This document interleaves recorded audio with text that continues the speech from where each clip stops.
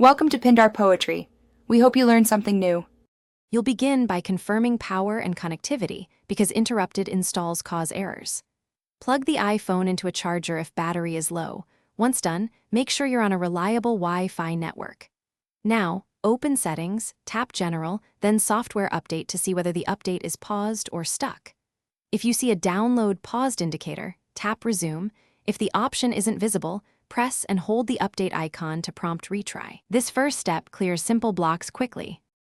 If the update still won't continue, check storage, because insufficient space commonly pauses downloads. You should free 1 to 2 gigabytes by offloading apps or removing large media, then restart your iPhone to refresh network connections and background tasks. Once rebooted, revisit settings right arrow General right arrow iPhone storage, and if present, delete the partial iOS update file labeled iOS update to force a fresh download. After that, return to Software Update and tap Download and Install to resume with a clean slate. To finish, attempt the update through a computer. Connect to a trusted Mac or PC, open Finder or iTunes, select your device and choose Update. This bypasses some OTA problems.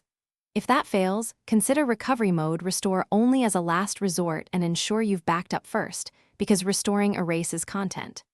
If you still see an error, write down the error code and contact Apple support. This helps technicians diagnose hardware or server issues. One tip, try a different Wi-Fi network before restoring. Thanks for watching. Consider subscribing if we helped you.